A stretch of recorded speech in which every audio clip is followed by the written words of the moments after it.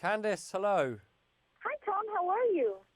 Oh, I'm very well. I say I'm very well. I'm a bit under the weather. I've got a bit of a cold, but to be honest with you, Christmas is upon us, and this is my last interview of the day. So Oh, I'm so I'm sorry. I'm glad you're almost no, done, though. no, Get some no, rest it's before Christmas. I've kind of got like it's like that sort of final sprint finish in a marathon. I'm feeling excited and positive. It's nice to talk to you. It is nice to talk to you, too. Thank you. I'm honored. Thank you so much for joining me today. I really appreciate it. I had a chance to listen to some of your album last night, and it's absolutely beautiful. Oh, thank you. Of course. So can you tell us about your new album, 12 Tales of Christmas? Yes, well, 12 Tales of Christmas. I mean, it's a mixture of original songs and covers. There are 8 original songs and 4 covers. I chose 4 fairly classic songs. I think in the States you would probably most likely know Joni Mitchell's River. And then there's a Pretender song, 2000 Miles. And then there are 2 very kind of uniquely British Christmas songs, one called Walking in the Air and one called Stay Another Day. Um, but I think with all of those, there's a kind of bittersweetness and maybe a bit of a darkness to them that I really liked and felt like might fit with the 8 original songs that I have written for the album, which explore all manner of different things. As I say, it's a bittersweet kind of a record.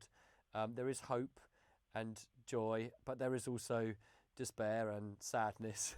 um, all the things that most of us, I guess, get from everyday experience of life, possibly particularly at Christmas when emotions can be very concentrated in a family space. So I don't know. I hope it's a record that's got something for everyone. Absolutely. And as you mentioned, you wrote 8 original songs for the album. What was the inspiration behind it? Well, at the outset, I really had fairly low expectations about how many Christmas songs I'd be able to write because I sort of thought to myself, how, it's probably quite hard to write something that feels original um, for Christmas. But actually, I found the opposite to be true. I found it was quite helpful to have the language of Christmas and be able to draw on that and use Christmas as a kind of backdrop to write my own personal perception of what we experience. So there ended up being songs about reflecting on state of the world and songs about love and songs about loss and yeah, and I've really actually found the writing process very productive and really enjoyable, even though I was doing it in like the middle of the summer, which is an odd time to be writing Christmas songs. You know, Midnight Mass is such a beautiful, touching song. I watched the video and it brought me to tears. Can you tell us about Oh. this song and why it is beloved by so many this holiday season? Well, it's a song that was really my attempt at writing a kind of modern day Christmas carol. So it has, again, it's the song that has the language of a kind of old fashioned Christmas carol, but and the kind of and musically the way that the chords move, it feels quite hymnal. But it's about modern life. It's about how life is pretty tough. We're all kind of swept up in the relentless uh, pursuit of kind of our goals and work and how Christmas kind of is this one time in the year when we get a break from all of that um, and we come together in the spirit of kind of love and community um, and so I wanted to explore all of that with the song. So there's that, and that's what the song is about. But then there's the video, which is a whole nother story. It was based on a true story of a guy who ran a dog club in London, and he was an old guy. And when he passed away, he had no close family or friends left, except for the people that attended his dog club and their faithful friends. And so they all turned up to his memorial service. So really, we just recreated that story for the video. I think it somehow it felt like it chimed very well with the sentiment of the song, even though it's quite a sort of abstract idea. And who doesn't want dogs and children for a Christmas video, right? It seems like the right thing to do. Very real, and it was very meaningful. Yeah, I had a neighbor who elderly man, no kids, no family. We were his family. He was a dog trainer, and something similar happened to him, and it was just like, oh my gosh, it's Carl all over again. I was really touched by the video. It was really well done. Oh, thank you very much. Absolutely. Another song that really touched me, I know it's going to help a lot of people, is We Remember You This Christmas. Can you tell us a little bit about that?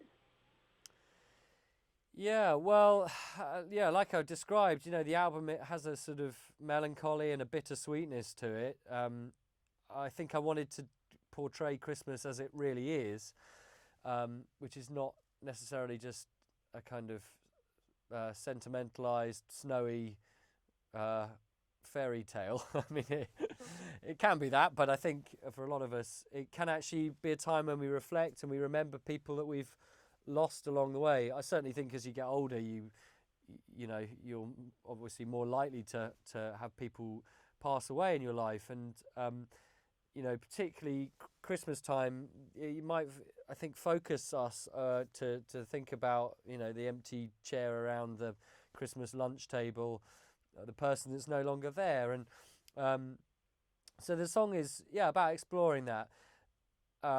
About remembering people, but also I think remembering them in the right way. Christmas should still be a time of celebration, even if it does bring up those unhappy feelings or sad feelings.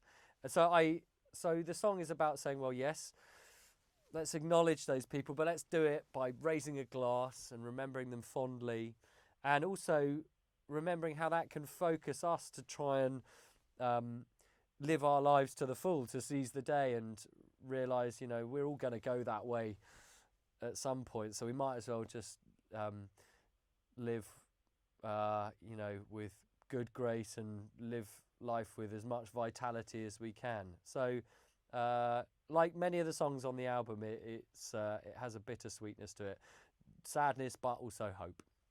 Absolutely. And you also included songs by Joni Mitchell, The Pretenders, and a few others. How did you choose which songs to include on the album? Well, I wanted to find songs that would fit with the originals, because there were more originals than I ever intended to have. I just seemed to write more songs than I expected. So it was about finding songs that would fit around those. The Joni Mitchell song, River, and the Pretenders song, 2,000 Miles, again, they're kind of pretty sad songs, particularly the Joni Mitchell one. It's just really depressing.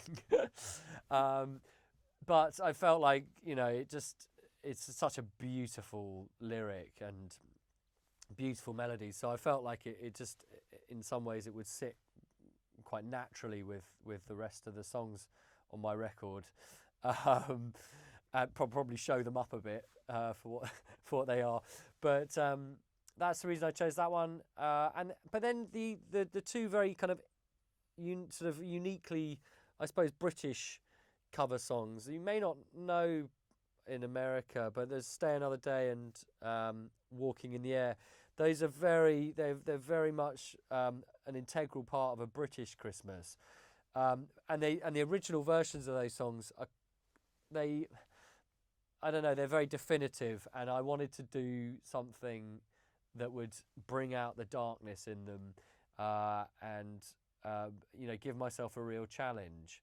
And particularly Walking in the Air, which is actually the opening song on the album, I think was a really proud moment. It is a song that is synonymous with like a little choir boy singing it for an animation called The Snowman. And so to try and reinvent it and do it in a way that's never been done before was an exciting challenge, and I think we pulled it off. So that one, above all of the other covers, I think was the biggest success. Do you have a personal favorite on the album? I feel like Midnight Mass is probably one of the best songs that I've written. But it's hard to choose.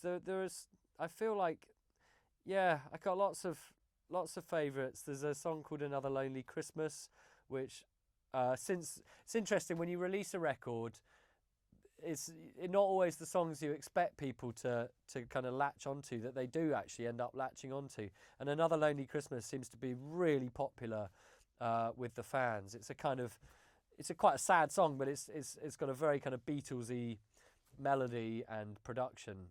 So that one has been a bit of a kind of pleasant surprise.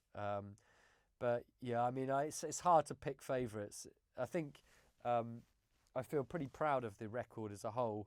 I think there's something there for all moods and for everyone. At least that's what I'm saying. I want people to buy this record and enjoy it, and I really feel very proud of it. So I would encourage people to go out there and do that.